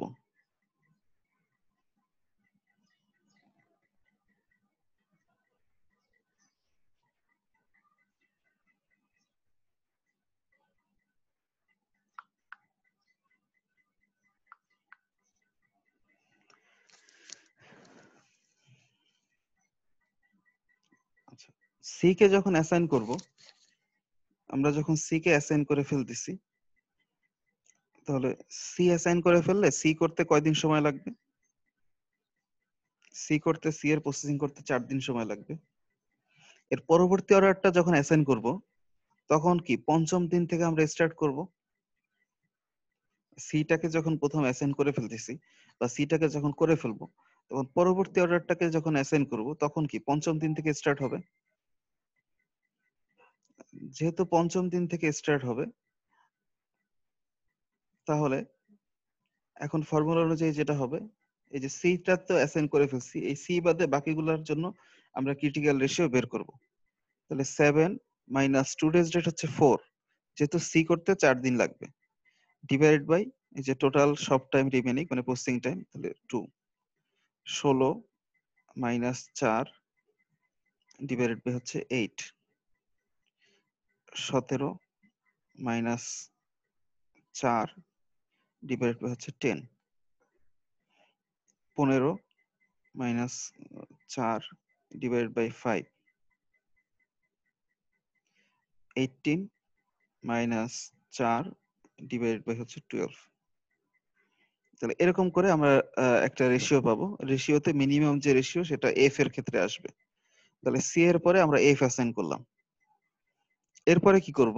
সি আর এফ যখন দুইটা অ্যাসাইন করা হবে, দেখো এফটাও বাদ চলে যাচ্ছে আর কি, বাকিগুলোর জন্য রেশিও বের করে দেখব। এখন এফ এর জন্য তো সময় হচ্ছে 12। তাহলে সি আর এফ যখন অ্যাসাইন করে ফেলবো, তাহলে দুইটা করতে 4 আর 12 টোটাল 16 দিন লাগবে। এখন বাকিগুলোর যখন রেশিও বের করব, তখন কিন্তু টুডেজ ডেট হয়ে যাচ্ছে 16। তাহলে 7 মাইনাস 16 ডিভাইডেড বাই 2। এরপরে হচ্ছে 16 মাইনাস 16 ডিভাইডেড বাই 8। তারপরে এটা হচ্ছে 17 minus 16 divided by 8। 15 minus 16 divided by 5। তাহলে এখানে যেটা মিনিমাম আসবে সেটা থেকে আমরা এ পাচ্ছি।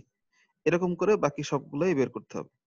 তাহলে সিকোয়েন্সটা যখন পেয়ে গেলাম, তখন আমরা এখন আবার টোটাল এভারেজ ফ্লো টাইম আর এভারেজ লেটনেস বের করব। ওই যে আগের মেথড অনুযায়ী বের করলে আমরা দেখব যে এইটার এভারেজ ফ্লো টাইম এভারেজ লেটনেসটা কম বা বেশি হচ্ছে কিনা।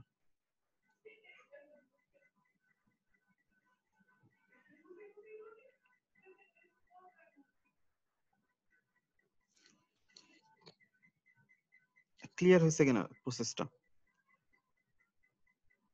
তাহলে যেটাকে অ্যাসাইন করব টুডেজ ডেট ওই অনুযায়ী চেঞ্জ হয়ে যাচ্ছে আর কি।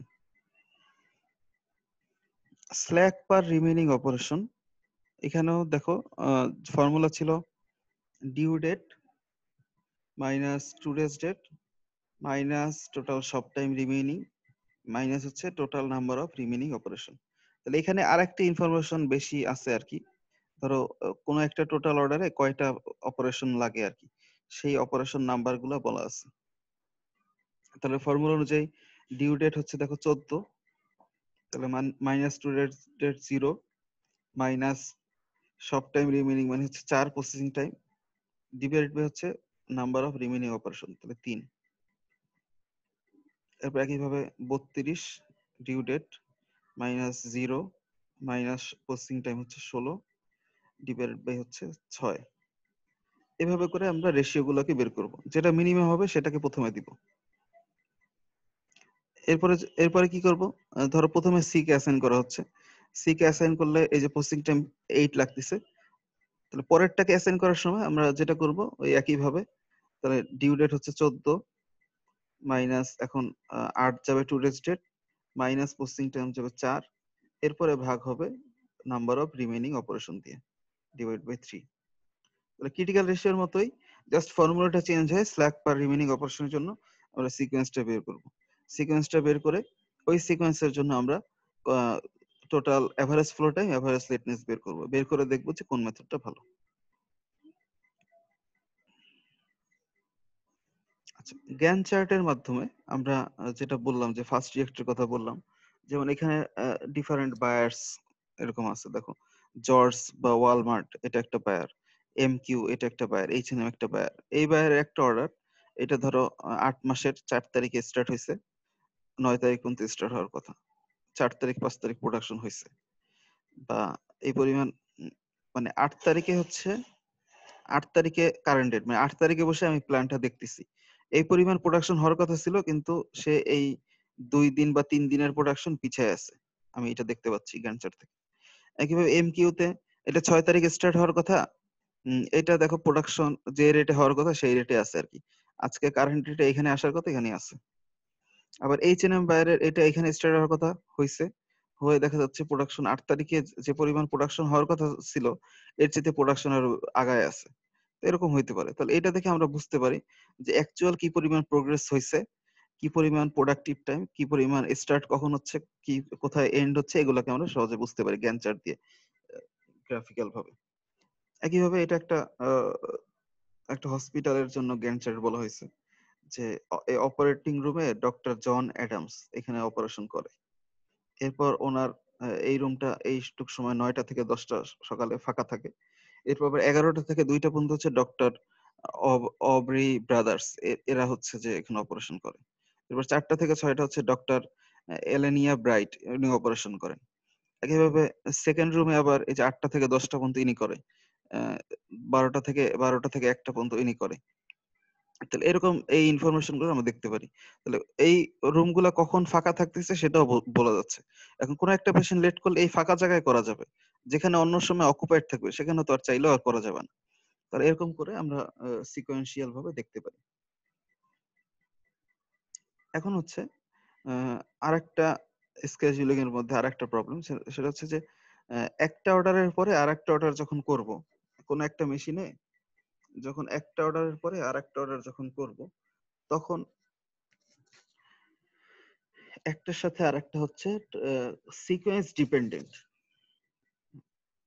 সিকোয়েন্স ডিপেন্ডেন্ট মানে হচ্ছে ধরো এ একটা জব, এরপর বি একটা জব, সি একটা জব। এ জবের পরে যদি আবার এ জব করো, মানে ধরো একটা অর্ডারই করতেছো, সেক্ষেত্রে হয়তো আর সেট আপ চেঞ্জ করতে হয় না, মানে মেশিন যেভাবে সেট আপ আছে সেভাবে। তাহলে এ জবের পরে এ জব করলে আর কোনো সেট আপ টাইম লাগবে না। এ জব করার পরে যদি বি জব করো, তাহলে এ থেকে বি এটাকে চেঞ্জ করার জন্য মাঝখানে 6 ঘন্টা টাইম লাগে। মানে এ জব এর সব মেশিনারিজ ইনস্ট্রুমেন্ট এগুলো খুলতে হবে, বি জবের সবগুলা লাগাইতে হবে, মেশিন ক্লিন করতে হবে, এই সমস্ত করতে 6 ঘন্টা লাগে। এ জবের পরে যদি সি জব করো তাহলে 2 ঘন্টা লাগে। একইভাবে বি এর পরে যদি এ করা হয় তাহলে 1 ঘন্টা লাগবে। বি এর পরে বি করলে তো লাগবে না, কারণ একই প্রসেসিং এ চলতেছে। বি এর পরে সি করলে 4 ঘন্টা লাগবে। সি এর পরে এ করলে 5 ঘন্টা টাইম লাগে। সি এর পরে বি করলে 3 ঘন্টা লাগে। সি এর পরে সি করলে কোনো টাইম তো লাগবে না। আরেকটা জিনিস, এই যে সেটআপ টাইম, একদম কোনো কিছু মেশিনে নাই এই অবস্থায় এ যদি সেটআপ স্টার্ট করো তাহলে 3 ঘন্টা টাইম লাগে, বি স্টার্ট করলে 2 ঘন্টা টাইম লাগে, সি স্টার্ট করলে 2 ঘন্টা টাইম লাগে। এই ইনফরমেশন গুলো দেওয়া আছে। এখন হচ্ছে আমার অপশন দেখতে হবে যে আমি কিভাবে করতে পারি, কিভাবে প্রসেসিংটা করতে পারি। এখানে যেহেতু 3টা জব আছে বা 3টা অর্ডার আছে, তাহলে 3 ফ্যাক্টরিয়াল সংখ্যক অল্টারনেটিভ হইতে পারে। তাহলে 3 ইন্টু 2 ইন্টু 1 মানে 6 অল্টারনেটিভস হইতে পারে। এই 6টা অল্টারনেটিভের জন্য আমরা চাইলে এটাকে বের করতে পারি। কিভাবে হইতে পারে, মানে সিকোয়েন্সটা দেখো, এ করলাম, এ এর পরে বি করব, তারপর সি করব, এ করে সি করব, বি করব, মানে এ ঠিক রেখে বি সি কে ইন্টারচেঞ্জ করলাম, বি ঠিক রেখে এ সি কে ইন্টারচেঞ্জ করলাম, এ আর সি করব, বি এর পরে এ সি, বি এর পরে সি এ, এরকম করব। আবার সি ঠিক রেখে এ বি কে ইন্টারচেঞ্জ করলাম, সি এর পরে এ করব, বি করব, সি এর পরে বি করব, এ করব। এখন টাইমিংটা কিভাবে লাগবে খেয়াল করো।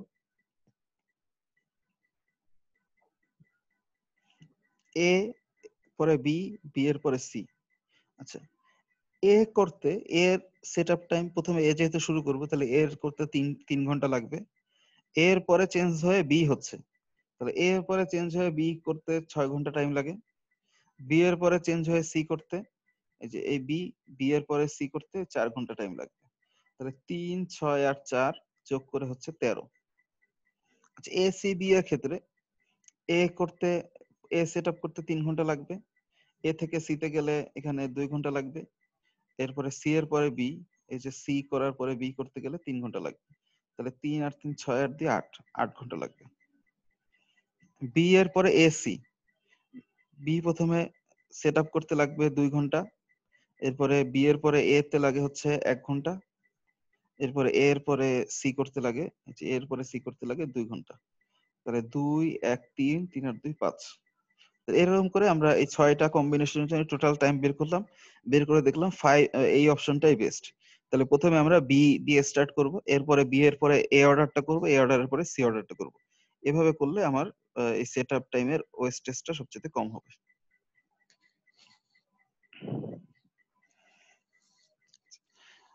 এর পরবর্তী যে মেথডটা সেটাকে আমরা বলি জনসনস রুল। মানে যখন দুইটা অপারেশনস পরপর থাকে, ধরো কোনো একটা অর্ডারকে প্রথমে ডাইং করতে হয়, ডাইং করার পরে ফিনিশিং করতে হয়, অথবা সুইং করতে হয়, সুইং করার পরে আবার ফিনিশিং করতে হয়, অথবা কাটিং করতে হয়, কাটিং করার পরে এটাকে বান্ডেলিং করতে হয়। তাহলে এই যে ডিফারেন্ট যে এরকম দুইটা সিকোয়েন্সিয়াল যদি অপারেশন থাকে, তখন আমরা ওই সিকোয়েন্সটা কিভাবে করব সেটাকে বলা হয় জনসন রুল অ্যাপ্লাই করে সিকোয়েন্সিংটা করা হয়। এখানে একটা জিনিস মনে রাখার বিষয়, একটা হচ্ছে যে আমরা যে এর আগের যে সিকোয়েন্সিং গুলো দেখলাম সেটা হচ্ছে যে এই যে first come first serve, last come first serve, SPT, EDD, critical ratio, slack per remaining operation, এখানে যে সিকোয়েন্স গুলো দেখলাম এই অনুযায়ী যদি প্রথম অপারেশনের সিকোয়েন্স করি আবার যদি দ্বিতীয় অপারেশনের সিকোয়েন্স করি, তাহলে এরকম হইতে পারে, এরকম হওয়ার সম্ভাবনাই বেশি। প্রথম অপারেশনের সিকোয়েন্স একরকম হবে, দ্বিতীয় অপারেশনের সিকোয়েন্স একরকম হবে, তখন কিন্তু একটা হ্যাভাজার্ড অবস্থা হবে। প্রথম অপারেশনে বলা আছে ধরো প্রথমে শুরু করব সি অর্ডার, আর দ্বিতীয় অপারেশনের হয়তো সিকোয়েন্সে আসলো এ অর্ডার শুরু করব, তখন কি সি করে, আর আমি ওখানে এ করার জন্য এ তো প্রথম অপারেশন করাই হয় নাই, ডাইং করার আগে কি ফিনিশিং করা যাবে? করা তো যাবে না। তার মানে ডাইং এর সাথে কিন্তু ফিনিশিংটা রিলেটেড। তাহলে আমি যদি দুইটাকে আলাদাভাবে সিকোয়েন্সিং করি সেক্ষেত্রে কিন্তু আমার এই প্ল্যানিংটা করা যাবে না। এই কারণে দুইটাকে আমরা একসাথে কিভাবে সিকোয়েন্সিং করব সেই রুলসটাকেই বলা হচ্ছে জনসনস রুল। একটু মনোযোগ দিলে এই রুলটা সহজে বোঝা যাবে। এক্সাম্পল দিয়ে বলি, এখানে ধরো 5টা অর্ডার আছে, 1টা 2টা 3টা 4টা 5টা। এই 5টা অর্ডার, প্রথম অর্কেস্ট্রেশন হচ্ছে ডাইং, পরের অর্কেস্ট্রেশন হচ্ছে ফিনিশিং। তাহলে এই M1 অর্ডারটা ডাইং করতে 12 ঘন্টা লাগে, ফিনিশিং করতে 22 ঘন্টা লাগে। M2 অর্ডারটা ডাইং করতে 4 ঘন্টা লাগে, ফিনিশিং করতে 5 ঘন্টা লাগে। M3 অর্ডারটা ডাইং করতে 5 ঘন্টা লাগে, ফিনিশিং করতে 3 ঘন্টা লাগে। M4 অর্ডারটা 15 ঘন্টা লাগে, 16 ঘন্টা লাগে। M5 অর্ডারটা 10 ঘন্টা লাগে, 8 ঘন্টা লাগে। এখন কথা হচ্ছে যে আমরা কোন সিকোয়েন্সে করব সেটাই আমাদেরকে জনসনস রুল বলে দিবে। জনসনস রুল অনুযায়ী আমরা দেখব সবচাইতে মিনিমাম টাইম কোথায় আছে, এই যে অপারেশন গুলোর মধ্যে সবচাইতে মিনিমাম টাইমিংটা কোথায় আছে। সবচাইতে মিনিমাম যে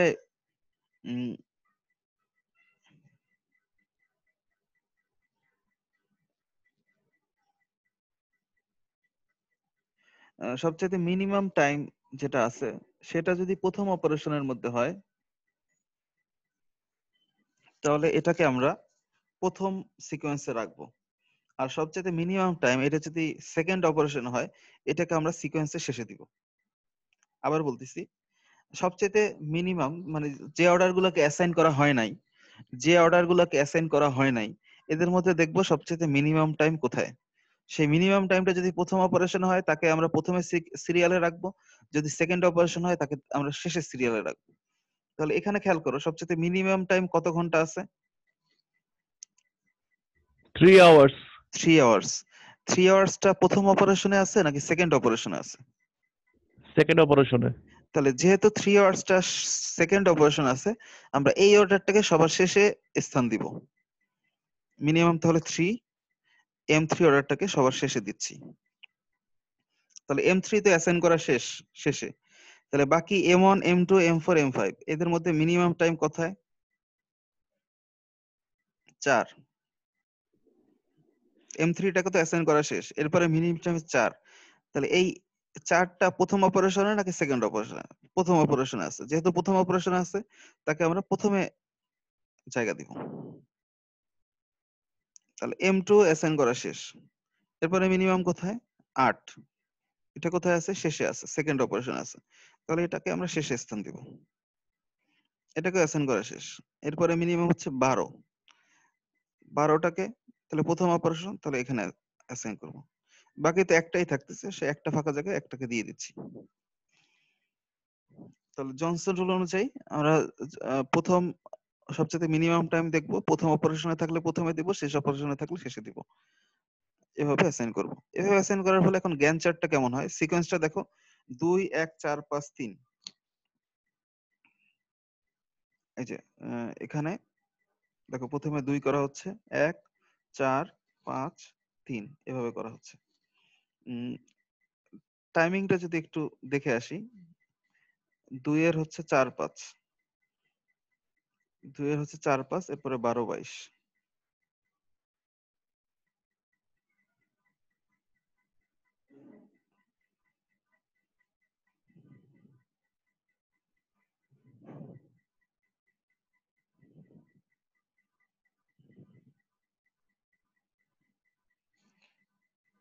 দুই 1, তারপর 4 5 3, 4 এ হচ্ছে 15 16 10 8।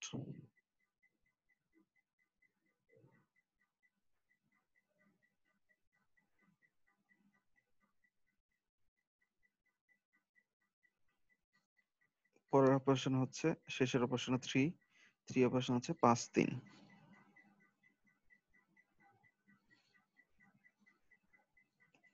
তাহলে 2 1 4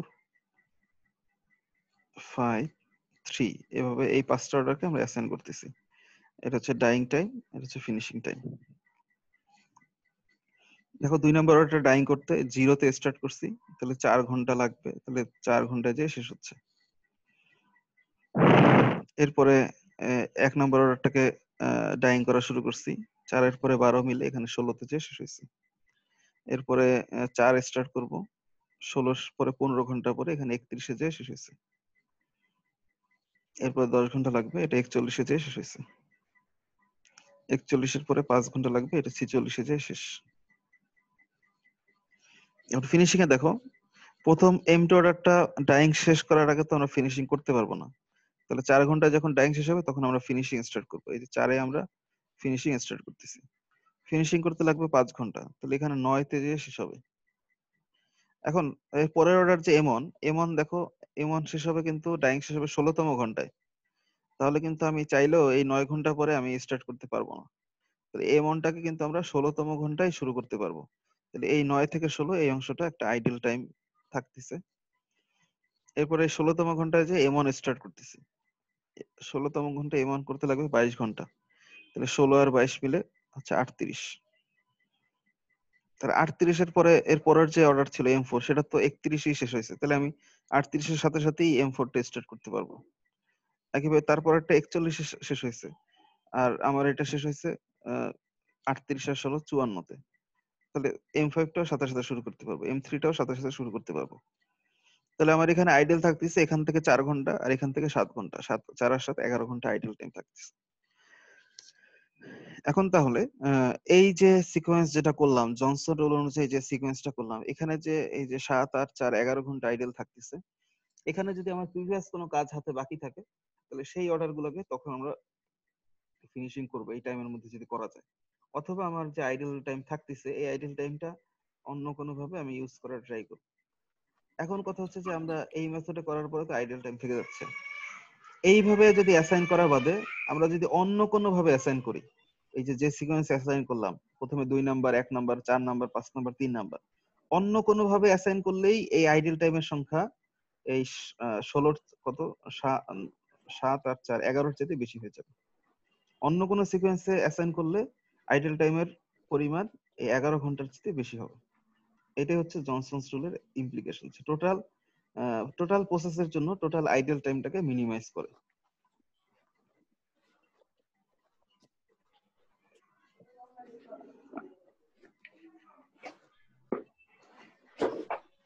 এখন যদি 3টা অপারেশন থাকে, সিকোয়েন্সিয়াল যদি 3টা অপারেশন থাকে, তখন কিভাবে হবে? মানে এখন প্রথম গুলো বললাম যে একটা মেশিন মানে একটা অর্ডার একটা মেশিনেই প্রসেসিং করা হয়। এরপরে জনসন রুলটা বললাম যে পরপর 2টা মেশিনে প্রসেসিং করতে হবে। এখন কিভাবে করব? এখন এটা যদি 3টে মেশিনে প্রসেসিং হয়, এইটাকেও জনসন রুলে ফেলার জন্য আমাকে 3টে মেশিনটাকে 2টে মেশিনে কনভার্ট করে নিয়ে আসতে হয়। তো এই মেথডে জনসন রুল অ্যাপ্লাই করা যাবে তখনই যখন এই একটা কন্ডিশন ফুলফিল করবে।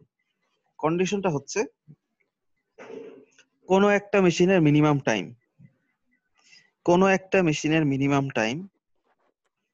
অন্য আর একটা মেশিনের বা অন্য একটা প্রসেসের ম্যাক্সিমাম টাইম, এই দুইটা সমান অথবা ওই মিনিমামটা বড় হইতে হবে। তাহলে কি বললাম, সাপোজ দেখো এই যে 1 নাম্বার মেশিন, এই মেশিনের 13, 5, 6, 7 এর মধ্যে মিনিমাম টাইম কত? 5।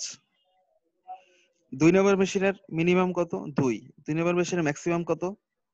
2 নম্বর মেশিনের ম্যাক্সিমাম হচ্ছে 5। তাহলে এই 5 আর 5 ইকুয়াল হচ্ছে, অথবা যদি এই মিনিমামটা 1 নম্বর মেশিনের মিনিমামটা এটা যদি এই 2 নম্বরের ম্যাক্সিমামের চাইতে বড় হইতো অথবা সমান হয়, এখানে সমান আছে, সেক্ষেত্রে জনসন রুল অ্যাপ্লাই করা যাবে।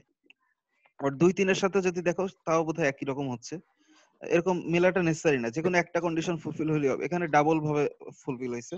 এখানে দেখো 3 নাম্বারেরও মিনিমাম হচ্ছে 5, এই 5 আর এই 5 সমান হয়ে গেছে।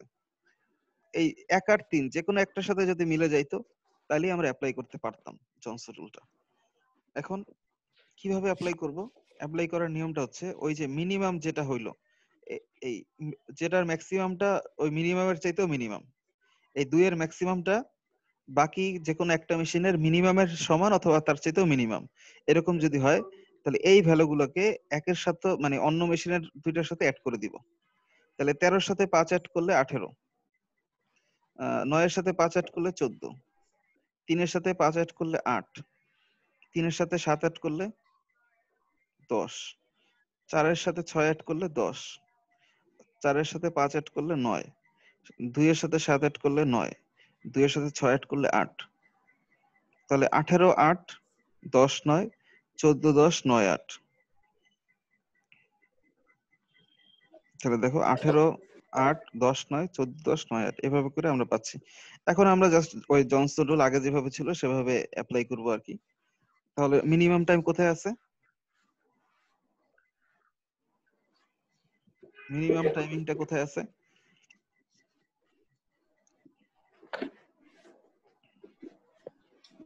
এখানে আছে, এখানে আছে।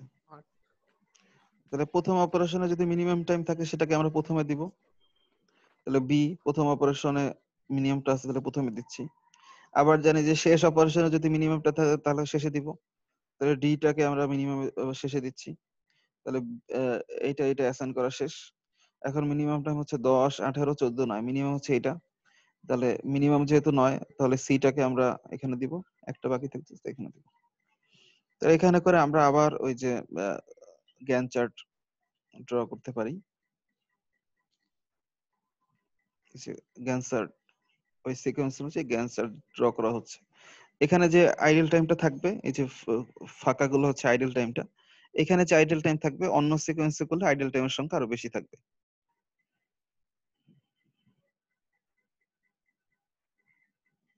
আচ্ছা, আজকের বোধহয় এই পর্যন্ত থাকতে পারে নাকি?